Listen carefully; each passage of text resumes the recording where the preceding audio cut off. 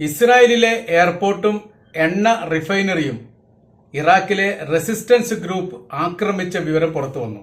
ഏതാനും മണിക്കൂറുകൾക്ക് മുമ്പാണ് ശക്തമായിരിക്കുന്ന ആക്രമണം ഇറാഖിന്റെ ഭാഗത്തുനിന്ന് ഉണ്ടായത്. പ്രതിരോധിക്കാൻ വേണ്ടി ഇസ്രായേലിന്റെ സൈനികർ കിണഞ്ഞു ശ്രമിച്ചെങ്കിലും അവർക്ക് പ്രതിരോധിക്കാൻ വേണ്ടി സാധിച്ചിട്ടില്ല. കൃത്യമായിരിക്കുന്ന ലക്ഷ്യത്തിൽ ഡ്രോണുകൾ എത്തുകയും അത് തകരുകയും രണ്ട് ഭാഗത്തും തീപിടിച്ച് വലിയ രീതിയിലുള്ള നാശനഷ്ടങ്ങൾ ഉണ്ടായ റിപ്പോർട്ടും പുറത്തു വന്നു. ഇസ്രായേലിനെ സംബന്ധിച്ചിടത്തോളം യൂറോപ്യൻ രാജ്യത്തെ സംബന്ധിച്ചിടത്തോളം വലിയ രീതിയിലുള്ള ഞെട്ടലാണ് ഇതോടുകൂടി ഉണ്ടായിരിക്കുന്നത്. അക്രമത്തിന് നേരിട്ട് പങ്കാളിത്തം വഹിക്കാൻ വേണ്ടി ഇറാഖ് എന്ന് പറയുന്ന രാജ്യം മുന്നോട്ട് വന്നിരിക്കുന്നു എന്നതാണ് അവരെ എല്ലാവരെയും ആശ്ചര്യപ്പെടുത്തുന്ന വിവരം. ഇന്നത്തെ ഇപ്പോഴത്തെ നിലവിലെ പരമാവധി യൂറോപ്യൻ മീഡിയകളിലൊക്കെ ഈ കാര്യവുമായിട്ട് ബന്ധപ്പെട്ട റിപ്പോർട്ടുകളാണ് ഇപ്പോൾ വന്നുകൊണ്ടിരിക്കുന്നത്. ഏതാനും മണിക്കൂറുകൾക്ക് മുമ്പാണ് ഈ സംഭവം നടന്നത് എന്ന തരത്തിലുള്ള റിപ്പോർട്ട് പ്രചരിക്കുന്നു. റെസിസ്റ്റൻസ് മിലീഷ്യ ഗ്രൂപ്പിന്റെ അതിശക്തമായിരിക്കുന്ന ഡ്രോൺ ആക്രമണം 6 തവണയെങ്കിലും വടക്കൻ അതിർത്തി പട്ടണമായിരിക്കുന്ന എയ്ലാത്തിലെ ബീർഷബയിലെ നവറ്റീം എയർബേസിനെ കേന്ദ്രീകരിച്ചും അതോടൊപ്പം തന്നെ ആഷ്കലോണിലെ ഈ റിഫൈനറി കേന്ദ്രീകരിച്ചുമാണ് വന്നത്. പ്രതിരോധ സംവിധാനങ്ങളൊക്കെ തകർത്തുകൊണ്ട് കൃത്യവും വ്യക്തവുമായിരിക്കുന്ന ലക്ഷ്യത്തിൽ പ്രവേശിക്കാൻ വേണ്ടി ഈ ഡ്രോണുകൾക്ക് സാധിച്ചു. വലിയ രീതിയിലുള്ള നാശനഷ്ടം അതിനാൽ ഉണ്ടായി എന്ന തരത്തിലാണ്. തന്ത്രപ്രധാനമായിരിക്കുന്ന ഈ നഗരങ്ങളിലൊക്കെ വലിയ രീതിയിലുള്ള സുരക്ഷാ സംവിധാനമാണ് ഇസ്രായേൽ ഒരുക്കിയിരിക്കുന്നത്. എന്നാൽ പ്രതിരോധം തീർക്കുന്ന രാജ്യത്തെ സംബന്ധിച്ചിടത്തോളം അല്ലെങ്കിൽ സൈനിക ട്രൂപ്പിനെ സംബന്ധിച്ചിടത്തോളം ഇസ്രായേലിന്റെ പ്രതിരോധ സംവിധാനത്തെ മറികടക്കാൻ മാത്രം പാകത്തിലുള്ള അത്യാധുനികമായിരിക്കുന്ന ആയുധങ്ങളും ഡ്രോണുകളുമാണ് പല ഘട്ടങ്ങളിലും ആക്രമിക്കുന്നത് എന്നതിനാൽ അതിന് പെട്ടെന്നൊന്നും പ്രതിരോധം ഉണ്ടാക്കാൻ വേണ്ടി ഇസ്രായേലിന് സാധിക്കുന്നില്ല എന്ന വലിയൊരു വിഷയം നിലനിൽക്കുകയാണ്. ഓയിൽ റിഫൈനറിക്ക് നേരെ ഇത്രയും വലിയ ആക്രമണം ഉണ്ടായത് ഈ യുദ്ധം തുടങ്ങിയതിനു ശേഷം ആദ്യമായിട്ടാണ്. അപ്പൊ യഥാർത്ഥത്തിൽ ഹിസ്ബുള്ള ഗ്രൂപ്പ് നടത്തുന്ന അക്രമത്തിന് ബദലായിരിക്കുന്ന അല്ലെങ്കിൽ അതിന് സമാനമായിരിക്കുന്ന അക്രമമാണ് യഥാർത്ഥത്തിൽ ഇറാഖിൽ നിന്ന് ഉണ്ടാകുന്നത് എന്നൊരു പ്രത്യേകതയുണ്ട്. ഇപ്പോൾ ഹിസ്ബുള്ള ഗ്രൂപ്പിനേക്കാൾ ശക്തമായിരിക്കുന്ന ആയുധ സംവിധാനങ്ങളോ അതല്ലെങ്കിൽ ഇതുമായിട്ട് ബന്ധപ്പെട്ട മറ്റ് സംവിധാനങ്ങളോ ഇറാഖിന്റെ കൈവശത്തിലുണ്ട്. അല്ലെങ്കിൽ ഇറാഖിലെ മലീഷ്യ വിഭാഗമായി പ്രവർത്തിക്കുന്ന റെസിസ്റ്റൻസ് ഗ്രൂപ്പിന്റെ കൈവശത്തിലുണ്ട് എന്നിപ്പോൾ തെളിഞ്ഞിരിക്കുകയാണ്. അപ്പോ ഹിസ്ബുള്ള ഗ്രൂപ്പിനെ സംബന്ധിച്ചിടത്തോളം ലെബനാനിൽ നിന്ന് ഇസ്രായേലിലേക്ക് വല്ലാത്ത വൈദൂരമൊന്നുമല്ല, അതിർത്തി പ്രദേശമായതുകൊണ്ട് അവർക്ക് ചെറിയ മിസൈൽ കൊണ്ട് വലിയ ലക്ഷ്യം കാണാൻ വേണ്ടി സാധിക്കും. ഇറാഖിനെ സംബന്ധിച്ചിടത്തോളം 1000 ചില്ലാനം കിലോമീറ്റർ 1079 കിലോമീറ്റർ ആണ് ഇറാഖിൽ നിന്ന് ഇസ്രായേലിലേക്കുള്ള വൈദൂരം പറയുന്നത്. അതുകൊണ്ട് കൃത്യവും വ്യക്തമായിരിക്കുന്ന ലക്ഷ്യം വെച്ചുകൊണ്ട് അതിശക്തമായിരിക്കുന്ന ആയുധങ്ങൾ കൊണ്ട് മാത്രമേ അവർ ഉദ്ദേശിക്കുന്ന തരത്തിലുള്ള നാശങ്ങൾ ഉണ്ടാക്കാൻ വേണ്ടി സാധിക്കൂ എന്നതിനാൽ നൂതനമായിരിക്കുന്ന അത്യാധുനികപരമായിരിക്കുന്ന ആയുധങ്ങൾ കൊണ്ടാണ് ഇറാഖ് ആക്രമിച്ചത് എന്നുള്ളത് വ്യക്തമാണ്. ഇറാഖ്, സിറിയ, ജോർദാൻ, ഇസ്രായേൽ ഇങ്ങനെ 2 രാജ്യത്തെ മറികടന്നിട്ടാണ് ലക്ഷ്യത്തിൽ എത്താൻ വേണ്ടിയിട്ട് ഇറാഖിന് സാധിക്കുക. ഇപ്പോൾ ഇവിടുത്തെ വലിയൊരു പ്രത്യേകത എന്ന് പറഞ്ഞാൽ ഇറാഖിൽ നിന്ന് ഇസ്രായേലിലേക്ക് ഇറാഖിലെ റെസിസ്റ്റൻസ് ഗ്രൂപ്പ് തൊടുത്തുവിട്ടിരിക്കുന്ന ഡ്രോണിനെ ജോർദാൻ വെടിവെച്ച് വീഴ്ത്തിയിട്ടില്ല എന്നുള്ളതാണ് ഏറ്റവും വലിയ പ്രത്യേകത. ഇതിനു മുൻപ് 300ഓളം മിസൈലുകൾ ഇറാൻ ഇസ്രായേലിലേക്ക് അയച്ചപ്പോൾ 100-ലധികം മിസൈലുകൾ ജോർദാന്റെ അതിർത്തിയിൽ നിന്ന് അല്ലെങ്കിൽ ജോർദാന്റെ സൈന്യമാണ് തകർത്തത് എന്ന റിപ്പോർട്ട് പുറത്തു വന്നിരുന്നു.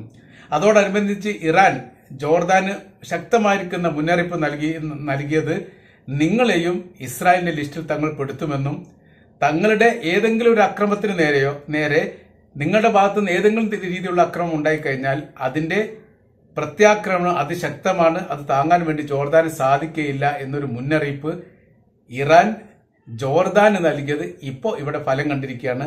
ജോർദാന്റെ ആകാശത്തിലൂടെ സിറിയയുടെ ആകാശത്തിലൂടെയാണ് ഇറാഖിന്റെ റെസിസ്റ്റൻസ് ഗ്രൂപ്പ് ഇസ്രായേലിനെ ആക്രമിച്ചത് എന്നുള്ളത് വ്യക്തമാണ്. 1000-ലധികം കിലോമീറ്റർ 1079ഓളം കിലോമീറ്റർ വൈദൂരത്തിൽ ഈ ഡ്രോണുകൾ പറന്നിട്ടുണ്ട് എന്നുള്ളതും 6 ഡ്രോണുകളാണ് പറന്നുപോയത് എന്നുള്ളതും അത് 3 വീതമാണ് ആക്രമണം നടത്തിയത്. കൃത്യവും വ്യക്തമായിരിക്കുന്ന ലക്ഷ്യം കാണാൻ വേണ്ടിയിട്ട് സാധിച്ചു എന്ന തരത്തിലുള്ള റിപ്പോർട്ട് പുറത്തു വന്നു.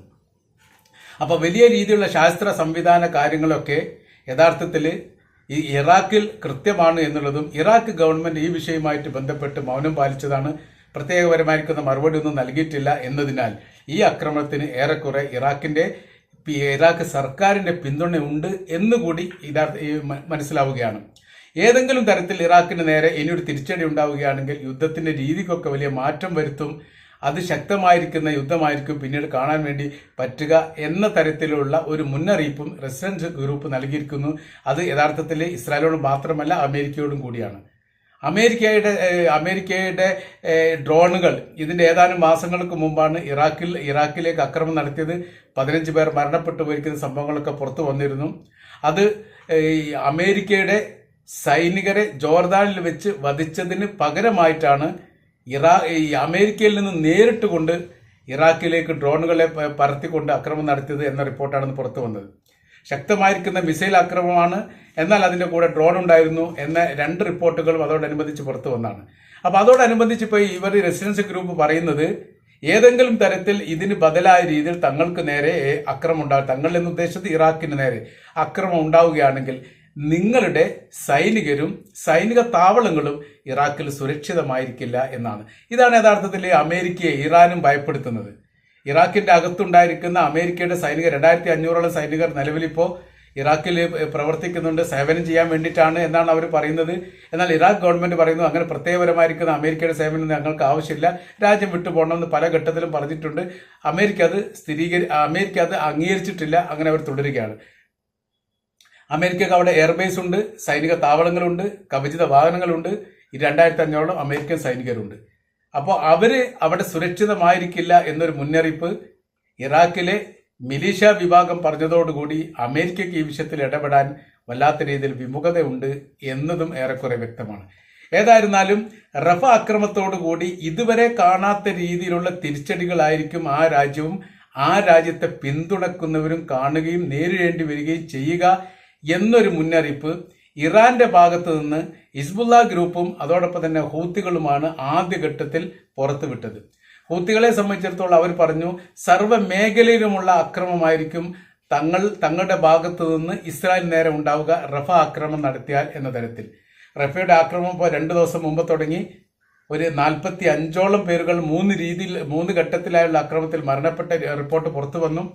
3 ഇസ്രായേൽ സൈനികർ കൊല്ലപ്പെട്ടു എന്ന് അവർ സ്ഥിരീകരിച്ച റിപ്പോർട്ടും പുറത്തു വന്നു. അതിൽ കൂടുതലുണ്ട് എന്നാണ് പറയപ്പെടുന്നത്. അങ്ങനെ വലിയ രീതിയിലുള്ള അക്രമവും അതിന്റെ പ്രത്യാക്രമണവും പ്രതിരോധവും റഫേൽ ഉണ്ടായിക്കൊണ്ടിരിക്കുന്നതിനിടയിലാണ് ഇറാഖിന്റെ ആക്രമണം എന്നതൊരു പ്രത്യേകത ഉണ്ട്. ഏതാനും ദിവസങ്ങൾക്ക് മുമ്പാണ് ബഹ്റൈനിൽ നിന്ന് ഇസ്രായേലിന് നേരെ ആക്രമണം ഉണ്ടായത്. അപ്പോൾ ബഹ്റൈനും ഇറാഖും ജോർദാനും ലെബനാനും അതേപോലെ തന്നെ യമനും ചേർന്ന് കൊണ്ടുള്ള ഒരു അക്രമമായിരിക്കും ഇനി ഭാവിയിൽ വരാൻ പോവുക. ജോർദാനല്ല, ലെബനാനാണ്. അത് ചേർന്ന് കൊണ്ടുള്ള ഒരു അക്രമ പരമ്പര തന്നെ തുടർന്നുള്ള ദിവസങ്ങളിൽ ഇസ്രായേൽ നേരെ ഉണ്ടാവാനുള്ള സാധ്യത വളരെ കൂടുതലാണ് എന്നുള്ളതും ഈ ഒരു അക്രമത്തെ പ്രതിരോധിക്കാൻ വേണ്ടി ഇസ്രായേൽ സാധിച്ചിട്ടില്ലെങ്കിൽ പ്രതിരോധപരമായിരിക്കുന്ന സംവിധാനങ്ങളെല്ലാം ഇസ്രായേലിന്റെ ഭാഗത്ത് തകർന്നു പോവുകയോ അതല്ലെങ്കിൽ അതിന്റെ രഹസ്യമായിരിക്കുന്ന കാര്യങ്ങൾ ചോർന്നു പോവുകയോ ചെയ്തിട്ടുണ്ട് എന്ന് കൂടി വിലയിരുത്തുകയാണ്. ഈ അക്രമത്തെ യഥാർത്ഥ ഇസ്രായേൽ സ്ഥിരീകരിച്ചിട്ടുണ്ട്. ഇസ്രായേലിന്റെ മീഡിയകളിലും പത്രങ്ങളിലും ഇത് വളരെ പ്രാധാന്യത്തോടു കൂടി വന്നിട്ടുണ്ട്. നമ്മുടെ രാജ്യത്ത് നമ്മളും നമ്മുടെ സംവിധാനങ്ങളും സുരക്ഷിതമല്ല എന്ന് ഒരിക്കൽ കൂടി തെളിയിച്ചതാണ് ഇറാഖിന് നേരെയുള്ള അക്രമം.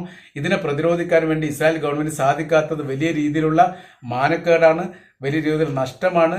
അതോടൊപ്പം തന്നെ ജനങ്ങളുടെ സുരക്ഷിതത്വത്തെ വെല്ലുവിളിക്കുന്ന രീതിയിലാണ് ഈ വിഷയങ്ങളൊക്കെ വരുന്നത്.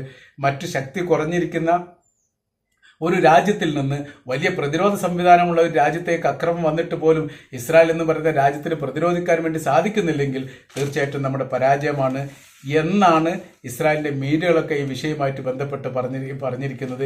ഏതായിരുന്നാലും ഇറാന്റെ കീഴിൽ പ്രവർത്തിക്കുന്ന മിലീഷ്യ ഗ്രൂപ്പ് മുൻപ് പ്രഖ്യാപിച്ച പോലെ അല്ലെങ്കിൽ മുന്നറിയിപ്പ് നൽകിയ പോലെ റഫേൽ നിങ്ങൾ യുദ്ധം തുടങ്ങിയാൽ നിങ്ങൾക്ക് നേരെ ഉണ്ടാകുന്ന അതിശക്തമായിരിക്കുന്ന അക്രമത്തെ പ്രതിരോധിക്കാൻ നിങ്ങൾക്ക് സാധിക്കാത്ത വിധം ഞങ്ങളുടെ ഭാഗത്തു നിന്ന് നിങ്ങൾക്ക് നേരെ നിരന്തരം അക്രമം ഉണ്ടായിക്കൊണ്ടേയിരിക്കും എന്ന് അവർ നൽകിയ മുന്നറിയിപ്പ് യഥാർത്ഥത്തിൽ ഇപ്പോൾ സാധൂകരിക്കുകയാണ്. ഇനി തുടർ ദിവസങ്ങളിൽ ഇതിനേക്കാൾ ശക്തമായിരിക്കുന്ന അക്രമമായിരിക്കും ഇസ്രായേലിന് നേരെ വരിക എന്നുള്ള കാര്യത്തിൽ യാതൊരു സംശയവുമില്ല.